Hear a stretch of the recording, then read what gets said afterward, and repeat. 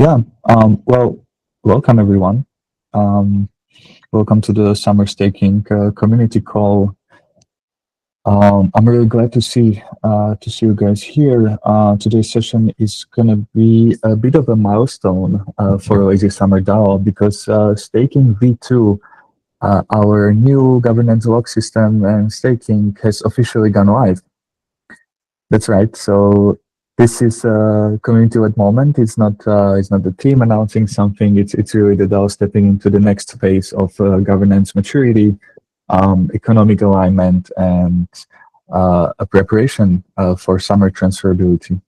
Um, Today's call is meant to be practical, transparent, interactive as well. We'll talk through staking V2 live. Uh, Sorry, I will talk about why this upgrade matters, especially right now. Hear from delegates, hopefully with more delegates joining the call, and we'll close it off with the transferability update as we move closer to towards the January's timeline for the transferability vote to go live. I believe Jordan is here with us. He may take over in parts to demo the staking platform. Also, Chris, I see being live as well, and of course more and more community members here. And I'm gonna be asking around for some of the mechanics and also economic context there. Of course, just another reminder for any recognized delegates in the audience, there's going to be a space later for you to pitch in your platform directly to the community. All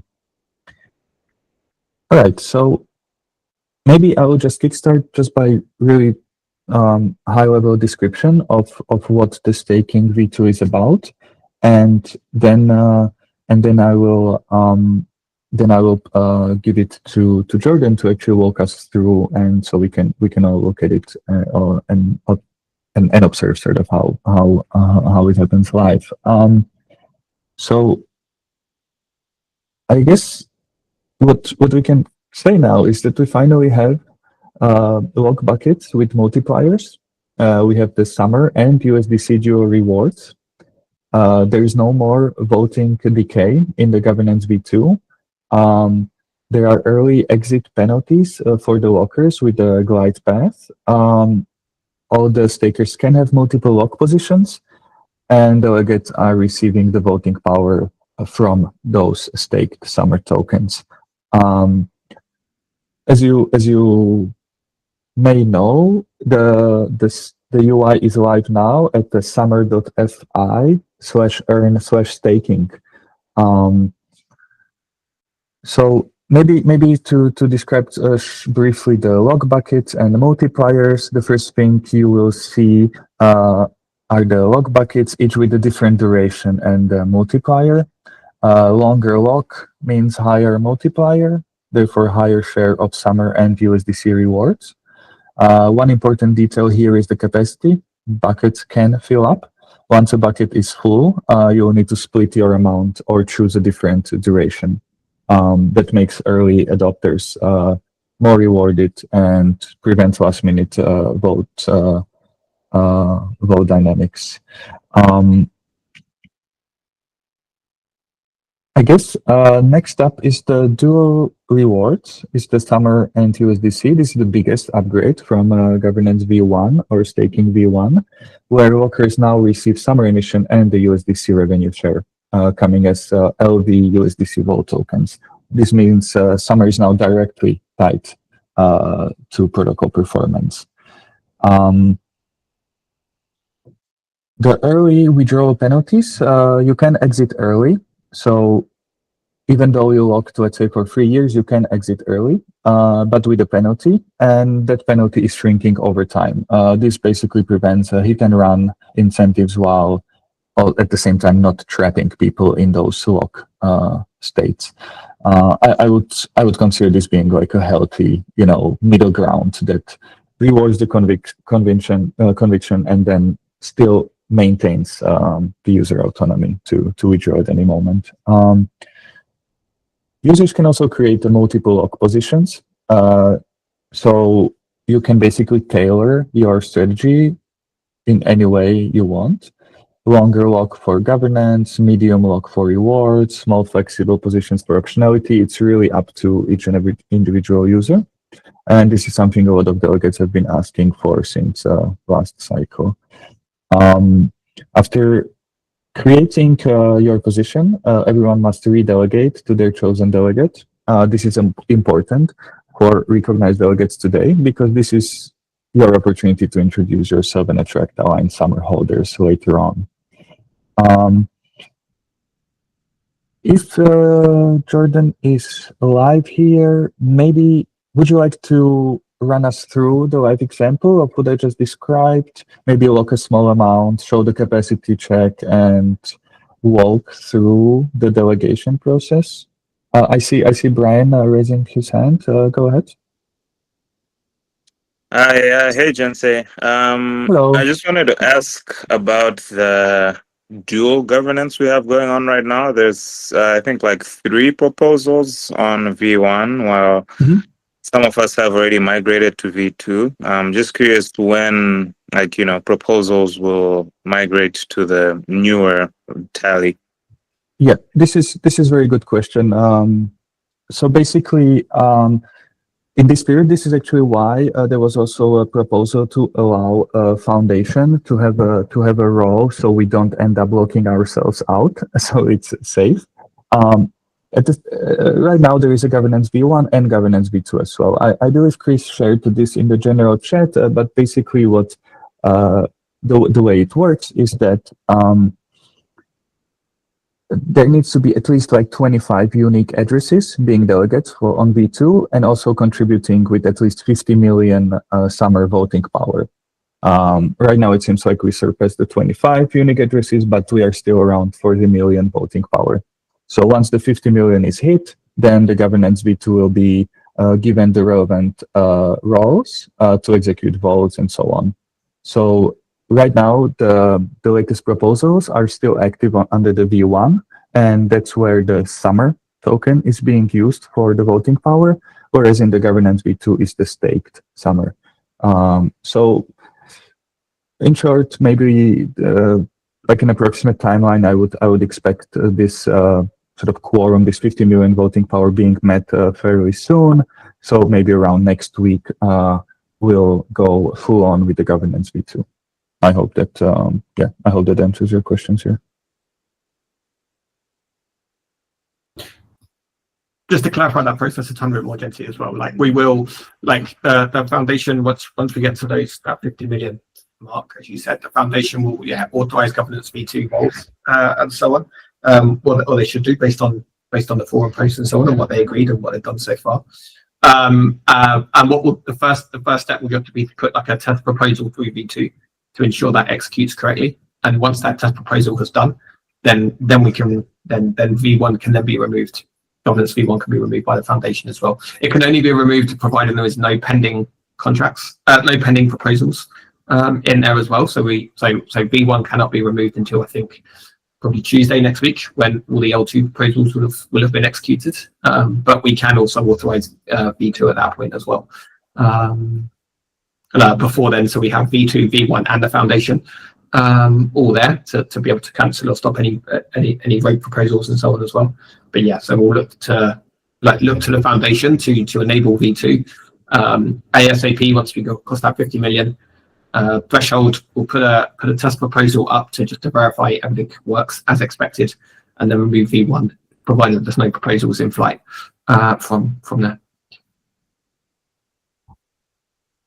Yes. Thank you so much for the context here. Seems like I think we answered that question. Thank you so much, Brian, for asking. Jordan, would you mind to walk us through the interface now, step by step? Yep. So let me just share my screen here. But first, I think nobody. So Jensei, you touched on what is new in staking V2. So of course, governance power with voting decay.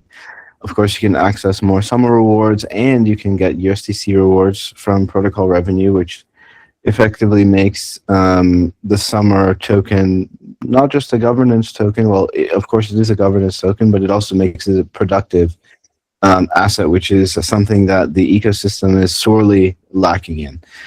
So these are all the things that are sort of what is different, but I think it's very much worthwhile to talk about very briefly why. Like why is staking V2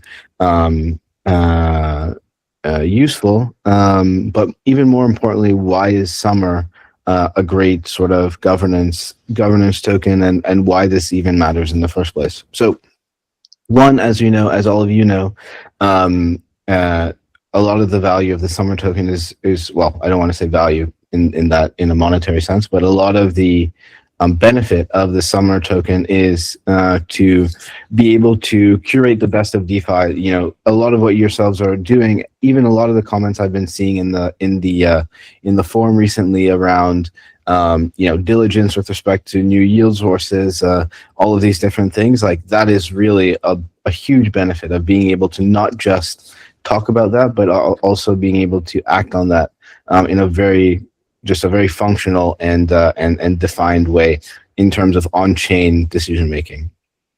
Next thing that is really a big why behind this staking V2 is the timing of it.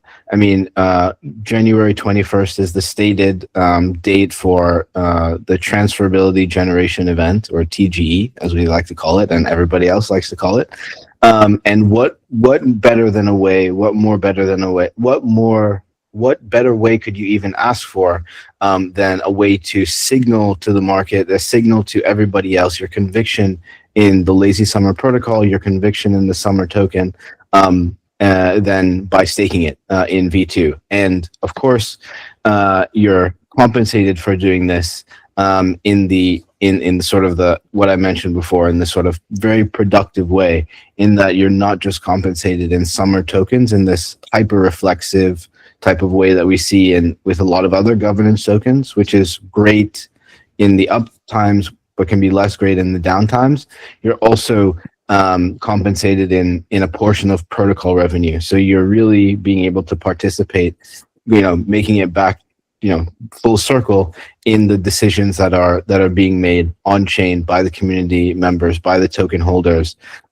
So you can really be held accountable, not just for other people and the decisions and such that or the ideas that they're bringing to the protocol, but also the impact of those ideas in terms of new TVL comes in, more TVL comes in, more revenue comes in, and by staking and showing your conviction in the protocol, you can earn revenues. You can participate in those revenues. So with that is really the why behind the SUMR token, and the real why between staking V2 and how all of this sort of melds together. It's not just staking. It's not just about staking. It's not just about the SUMR token. It's about the SUMR token. It's about staking. It's about the underlying value of the protocol itself, and ultimately being able to deliver the highest quality yields to users in DeFi in an automated way.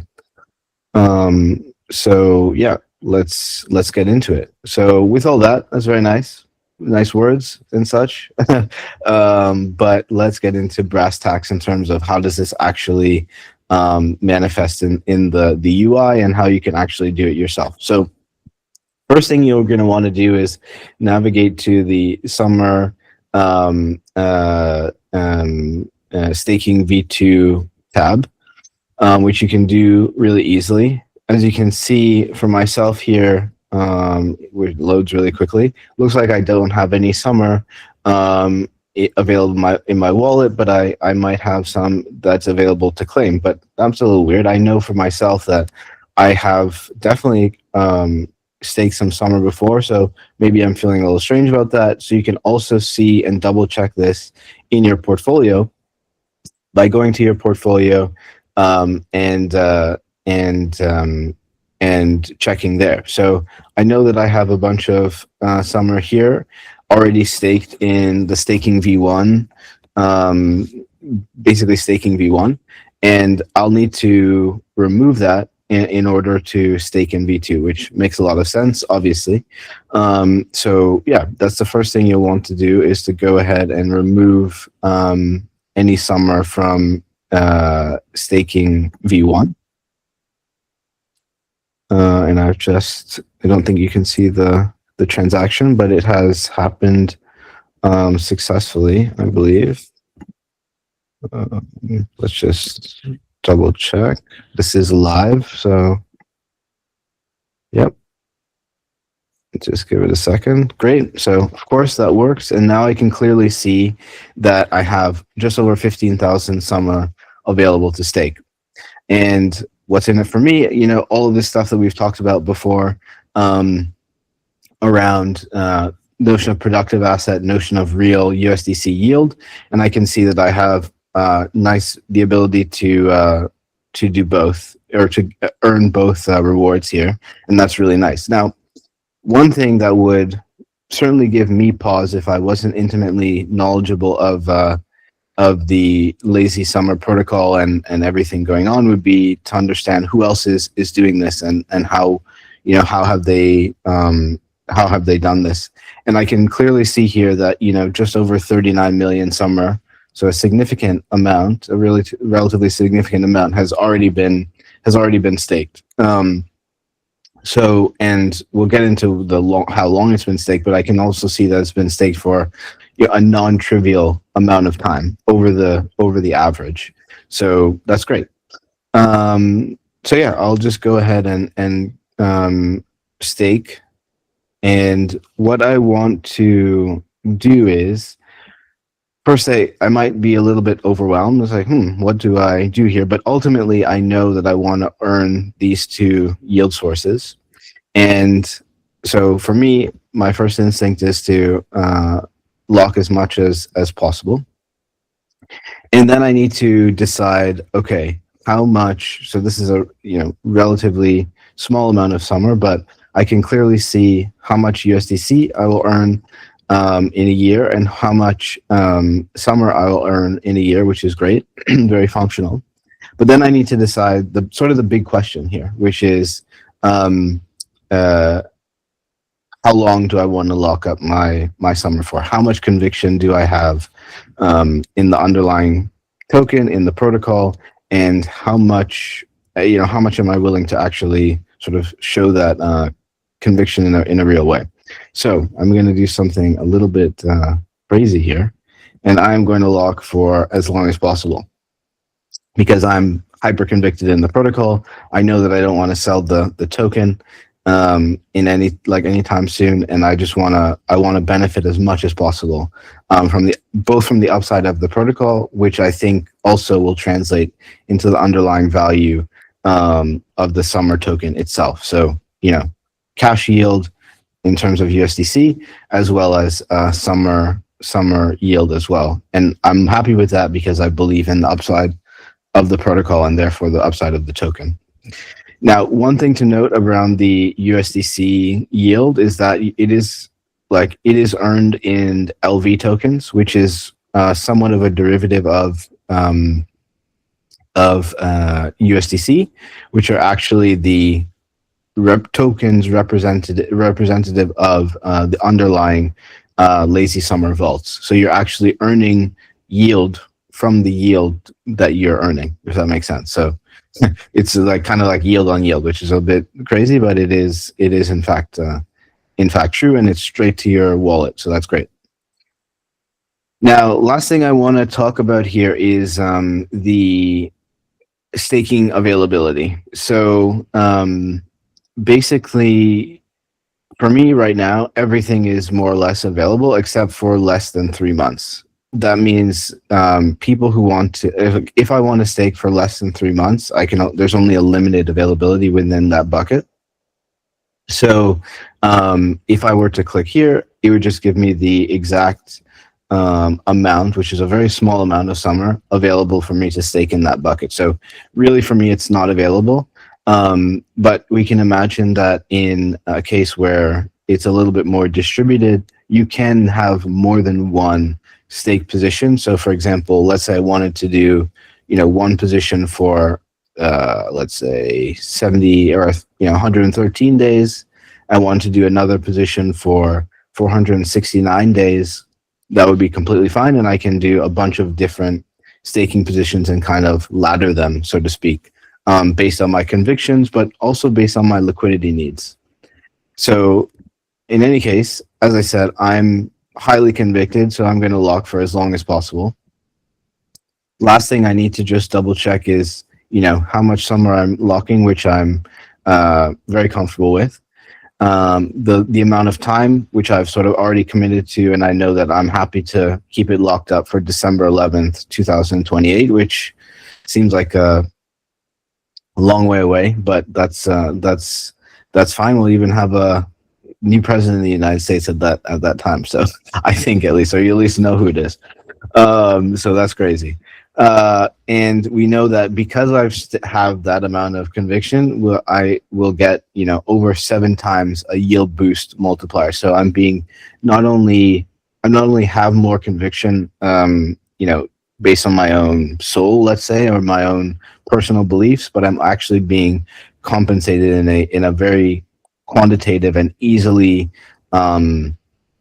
computed way that this is the worth, the financial worth of my conviction for that amount of time, which I'm very happy with. Lastly, I just need to confirm that I understand the withdrawal penalty. So back to this notion of liquidity, if something happens before 2028, like the world is coming to an end, which is maybe what it would take for me to actually withdraw my stake and get some liquidity, I'll need to, I can do that. I have that ability, but I'll have a penalty to get that liquidity early, which if the world is coming to an end, then hey, I'm probably willing to take that hit. So approve SUMR, that's all I have to do in order to do that, which is fine. If I want, I can go to revoke .cash and revoke that approval later, no problem. And then all I have to do from there is confirm my stake and my lock, which is no problem. I'll do that really right away. And we can see that I've been able to stake successfully, and just confirming everything that I've already done. And that's great. I feel happy about that. And I can go back to my portfolio. Now, the last thing that I'll say here is that what is really important to do is to don't forget to delegate. So now, given that vote decay is no longer a part of staking, I might, I'm not really seeing that my voting power is, or how we call it, is decaying because my delegate is not active, for example. But if you actually want to be part of making decisions within the protocol, and you're not, doing it yourself, so to speak, you'll need to choose a delegate, and which is something that I am definitely going to do, and I'll just sort of show that here. So previously, I actually had Frank as my delegate. Is that his name here? Actually, can't find. Oh yeah. It's So on the left, IDMWW. Yeah. Oh, right, from V1s. Oh, that's great. I actually didn't notice that. That's a very nice touch. But I think I'm going to, I think I'm going to make a change, and I'm going to go with Haliprix here. Somebody told me, it might have even been him, that you should always just listen to Haliprix because he's always right. And I think that is probably true. So I'm going to do that. And so don't forget to delegate. It's very important. So I'm going to delegate to Haliprix here as well. So hopefully he doesn't vote no on anything that I bring into the forum. And that's great. So you can see that my delegate has updated that here, and yeah, that's about it. So really, well, actually, let me just say one last thing, which is, you can always see how much summer or your positions, basically your summer positions, your locked summer staking positions. And if you do need to remove, but really why would you need to remove? You can monitor that, or you can do that right here. So yeah, and then you can also see the same, or all the other staking positions, which is very interesting. And not just interesting, but very useful in terms of, you can see how many people have staked, and that's great, and what their kind of lockup is. So that can give you a really good sense of when you are have more summer to claim, as you definitely should be staking or depositing in the protocol to earn additional summer, or if you decide to buy it on the market after January 21st, you can come back and kind of get a sense of, how much should I stake? Who's staking? How much are they staking? How long are they staking for? You can get a really good sense of those granular details to inform your own decision making. And of course you can check your yield. You can check everything that's that you're earning, basically very, very easily. So yeah, that's really great. So I'm not sure if there are any other questions. This is, of course, the summer staking page itself, where you can get a bunch of details around the process or the mechanism itself, why it matters, which we discussed a little bit before. And yeah, that's about it. So happy to take any questions, or if left anything out for anybody, please let me know. Wow, this is amazing. Thank you so much, Jordan, for showcasing us the staking platform. I might have a question. I wanted to somewhat add also to the context when you were sort of locking your summer tokens, and it showed you a yield in USDC. I think what's important to mention here is that the revenue that's being shared here from the protocol is directly related to the TVL, right? So with the more TVL, there is a more to be shared, there's more to be earned by the stakers. And also, like, what an amazing flywheel. I feel like we haven't really discussed this just yet, and therefore maybe I would like to ask Chris if you could explain how the USDC revenue flows into the LV tokens, and how that kind of like translates to rewards for lockers. Yeah, sure. So yeah, as Jesse said, the yield, the USDC yield comes from protocol revenue from all the chains, and that is both the public lazy vault, which obviously are on the SummerFi app, the DAO ones, but also institutional vaults that will then be deployed as well. So institutional vaults also drive revenue to the Summer DAO, and as such, then the Summer token. Right now, as it was talked about, 20% of all Summer revenue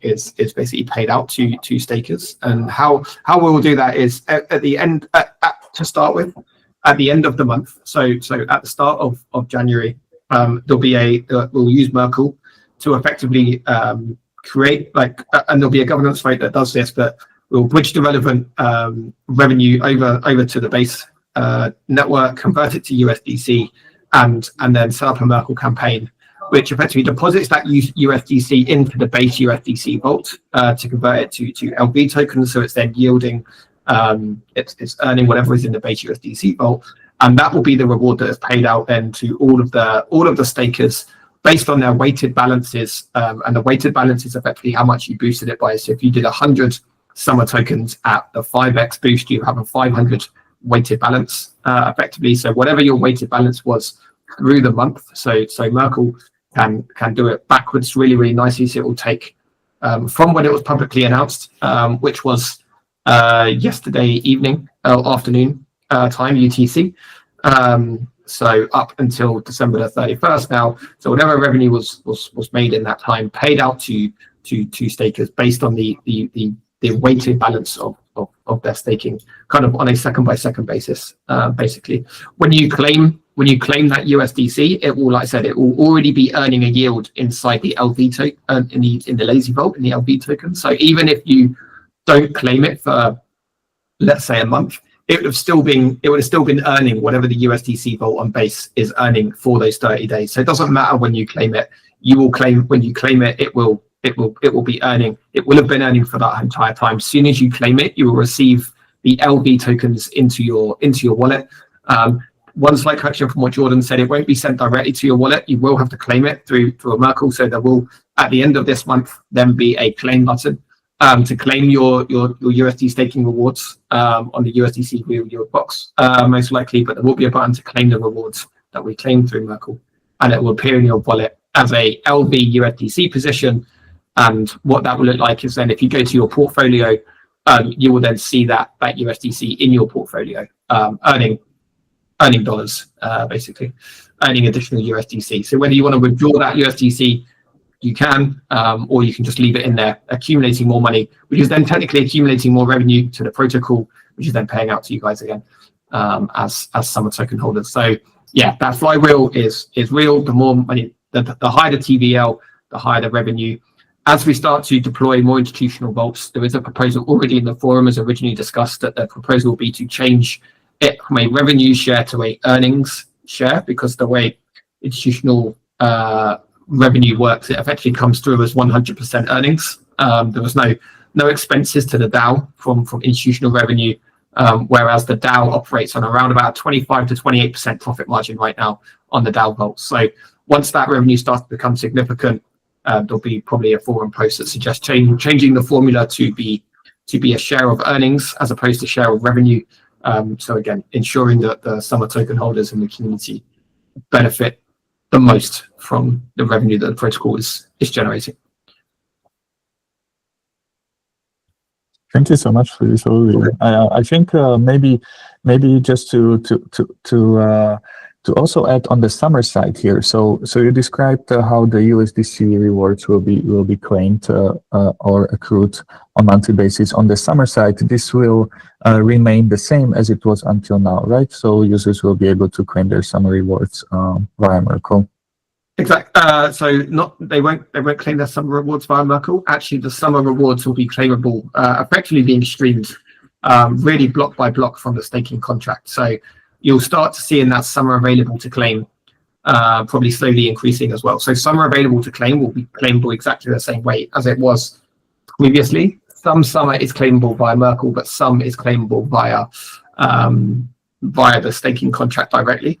And I believe the engineers have done it. So when you click claim, because it's all on base, it uses multi-call to claim it from all sources on base at once. So it doesn't matter where you're claiming from. Your Summer will be there to claim, and you'll just be able to claim your Summer. If you've got old Summer to claim from other networks, so if you're a user of the Lazy Summer protocol for the first 6 months when the vault rewards were on each chain, then you will still need to bridge that Summer back to base to then deposit into the staking module as well. Just for clarity, you can only stake on base. But this is very much possible on the Summer UI as well, right? Where there's a bridge function for the Summer tokens. Exactly, yeah. That's awesome. Thank you so much for this. You're most welcome. I'm thinking maybe again, just to reiterate, to zoom out a little bit for a moment, because it really feels like it's important. Like, honestly, this like growth on growth, yield on yield, flywheel on flywheel. It just seems really incredible progress with this new upgrade that we have achieved. I kind of want to again say that the timing is quite important here, and that the staking V2 didn't launch in a vacuum, right? It seems we are maybe somewhere around 6 weeks from Summer transferability, and how Summer is locked now will shape the governance distribution. It's going to shape the economic expectations, the circulating flow, the initial market perception, alignment between delegates and the voters. So when Summer becomes transferable, the market will look at how much is locked, for how long, how diversified the lock profile is, and who holds real governance power.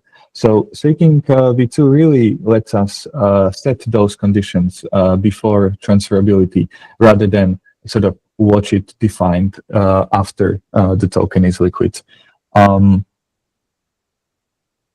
I feel like there's also maybe something to mention here. Jordan, could you walk us through how the staking V2 fits into the narrative we want to go ahead of the January's transferability event? I believe you have created a proposal to ask for a DAO sort of support on the marketing strategy, and I think it would be great if we can hear a small update on that. Yeah, sure. So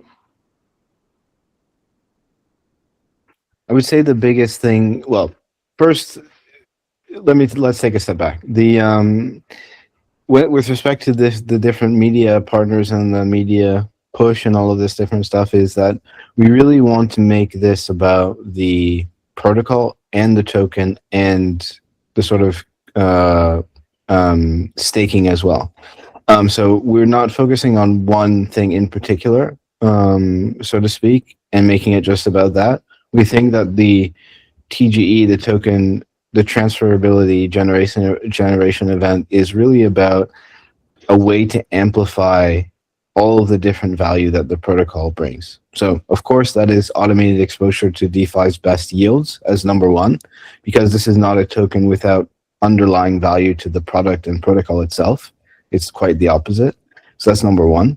And then number two is where, staking and the SUMR token kind of come into play, which is really around being able to showcase your conviction and being able to earn for showcasing your conviction in the underlying value of the protocol itself, which is what staking V2 is kind of all about. Being able to choose your period, showcase your conviction for the long term, ostensibly, hopefully, like I did with the 3-year lock in the example or in the demo, and then also be compensated as well for doing so from the underlying protocol revenues, which of course should be fine for most people who decide to lock for a period of time, because they have a belief and a confidence in the underlying value that the protocol gives to people. So that's really the story, and not just the story, but really just the transparency that we're trying to provide to people, and just tell those facts, because they are all true. Great value for customers in the protocol,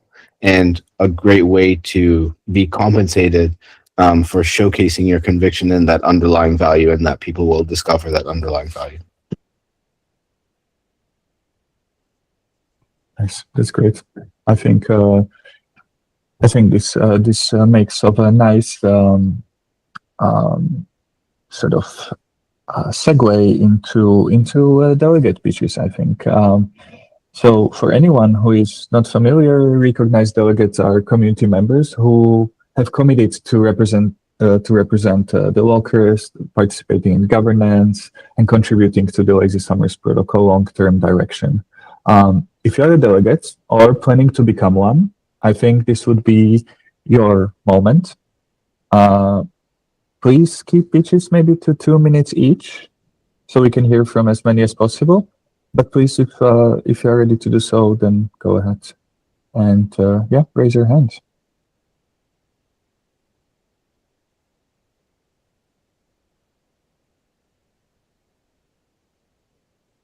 Go ahead, Rafael. Great to see you here. Hi, Chenze. Yeah, thanks for inviting us here on this call.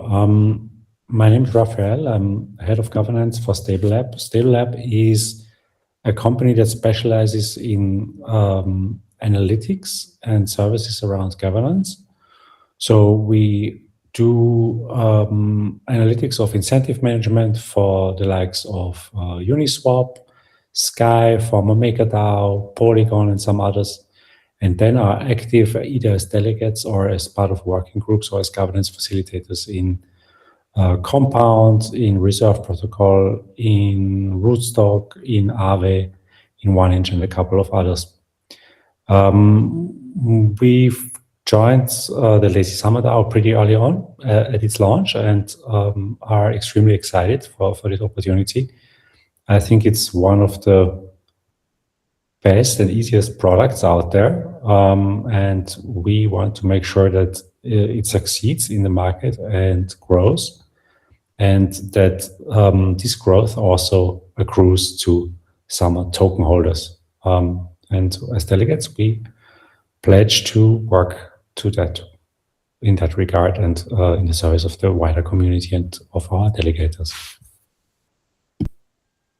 That's great. Thank you so much. And I believe your delegate profile is Stable Lab, right?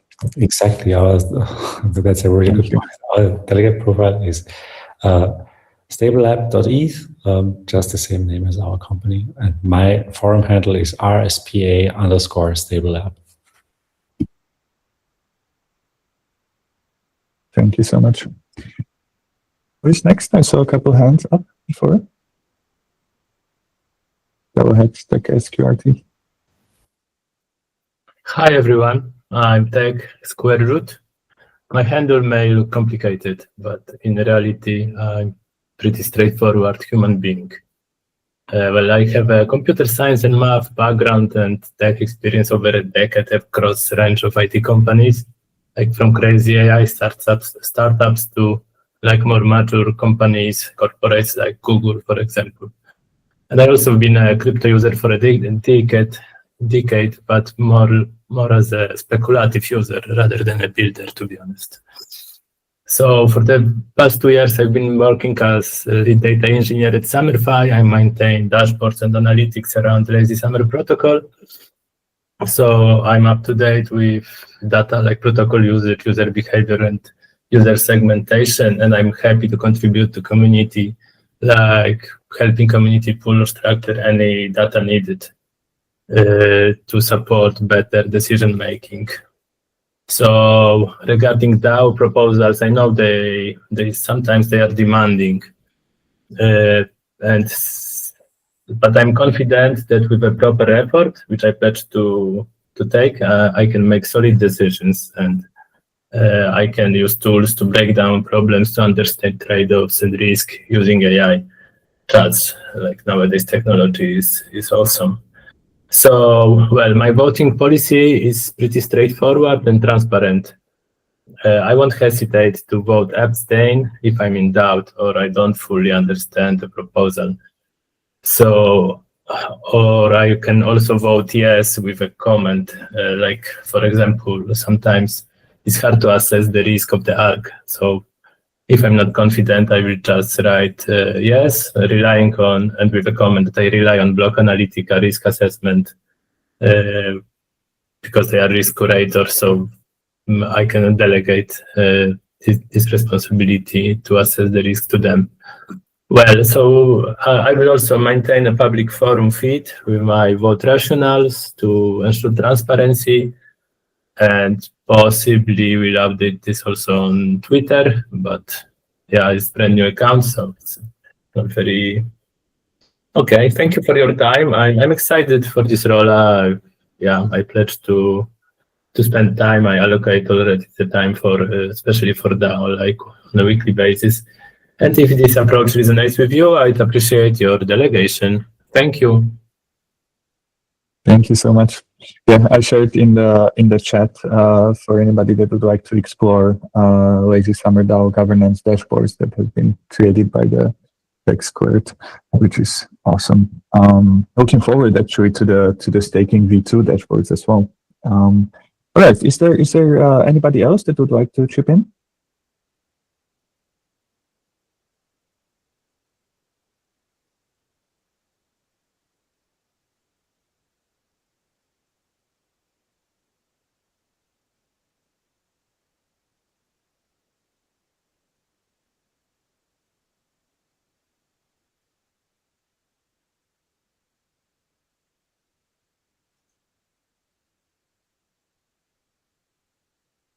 All right, I think if there are no more live pitches today, that's okay. The forum thread is open, and recorded statements can be submitted there as well. And I would ask all the delegates to do that. So you can sort of spread your outlook on the next governance sort of cycle and iteration for the governance V2 and how you are planning to contribute to the DAO. Maybe I would again briefly touch upon the transferability as we spoke about it before, but maybe just to go through the simple milestones here. I think we are very well on the track for the January's 2026 milestone, and staking V2 was definitely one of the last major prerequisites. Maybe the quick overview of what is up, right? So governance V2 is live, check. Staking V2 live, check. Delegate preparation, I believe that's in progress. Risk reviews and ecosystem checks are in progress. Messaging and launch materials are in progress. Also, as Jordan has mentioned with the marketing campaign there, we still need attention to making sure the log distribution is healthy, the capacity management, ensuring the delegates have mandates, aligning community expectations, of course, preparing communication for the public launch window, and of course the migration from the governance V1 to the governance V2, as I also shared the latest tally for the V2 where you can track this progress. I see that there are a few outstanding proposals to vote on. Yeah, this was a comment from Gil on the chat, and Shane also mentioning that we need to move these proposals to V2. So I believe the fact that they are published on V1, it will remain there, and they will get voted on and executed under the V1, as this is still the active and it's possible to reach quorum over there. I believe the next proposals, if any, coming into the on-chain platform will be published next week for the V2. We just, as was previously mentioned, have to reach the quorum there, test that everything is in order, and then the new proposals will be then migrated to the V2. Hope that answered your questions. I have asked Block Analytica to join. And maybe it would be great, because I see that there were some discussions around the low risk proposals for the KPK votes. I don't know if any of you guys are here. I would love if you could chime in. Hi, Jensei. Yeah, I'm here. Thank you so much. Let a SUMR user, staker, and enjoyer of the fleet, let's say. Yeah, I joined KPK a few months ago, and I'm leading the risk curation initiative. So I'd say any questions related to the vaults, happy to expand on them. I know there was indeed some discussion, for example, related to SIP 242, which is the USDC Morpho Vault we have, which we specifically designed to be a low-risk one. And based on the input we got from Block Analytica, we actually removed some of the underlying Morpho lending markets from it. And we restricted other ones to have a lower maximum allocation in the vault. So we feel now and Block Analytica agrees that it now falls under the low risk category of the USDC fleet. And yeah, we intend to keep it that way. This is a vault that we are using ourselves, and a bunch of the DAO treasuries we're managing are deposited in there for low risk USDC yields, tapping into more for blue chip markets on mainnet. So yeah, the vote is live. I think it's almost reaching quorum. It's 30 million more votes. But yeah, if there's any question, or you're not so sure about what's going on, can answer questions here or on the forum. I'm available. The other ones, I think the question there was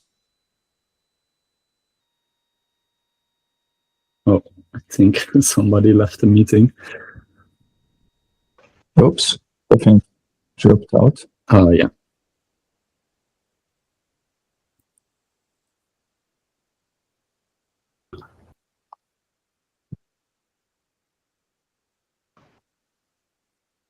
Sorry, can you guys hear me? Yeah, you feel Yep.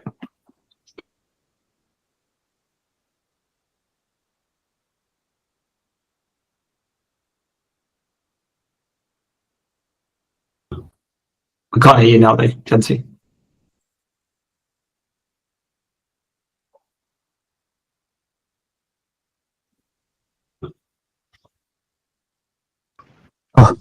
all right. I was mute when my headphones went out.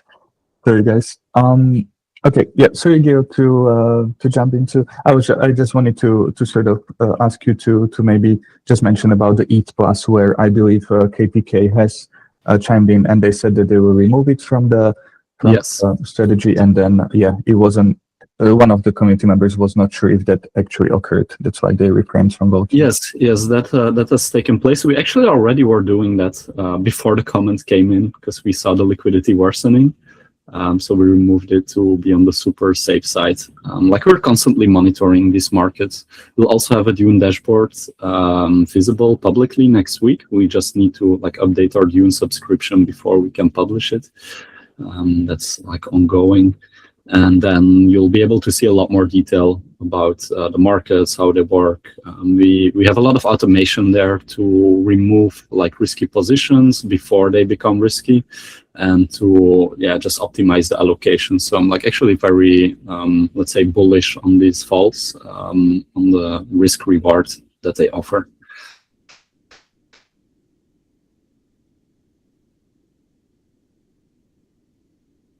But yeah, I don't want to take up too much time here.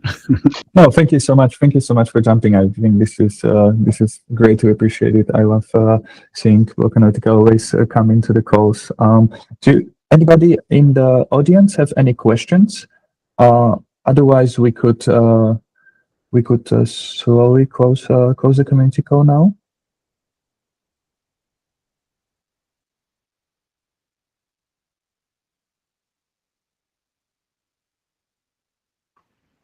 All right. As always, Discord is open, the forum is open, and there are lots and lots of proposals that require people to chime in and community to express their thoughts on. So thanks everyone. This was a really big call, and I appreciate the turnout as well. Staking V2 is live. Hell yeah! Delegations are open. Yes. Recognized delegates are stepping forward. We are heading confidently towards the summer transferability in January. Not with hype, maybe with slight delays, but with structure, with transparency, and with alignment. If you haven't yet, make sure to stake your summer, choose your lock strategy. Don't forget that you can create multiple lock strategies as well. You don't have to go 100%. Redelegate. Consider, who best represents your opinions, unless you want to become a delegate yourself. You are always free to do so. If you have any questions, please feel free to reach out to me. I'm more than happy always to help anybody and support when it comes to becoming a delegate. Read the transferability recaps, and let's go forward. It feels like we continue to show what community-led stewardship can look like in DeFi. We are deliberate, transparent, and sustainable with this sort of amazing flywheel that we have now launched. I'm just super excited, you guys. To see you on the next call, and thanks again, everyone, for being part of this.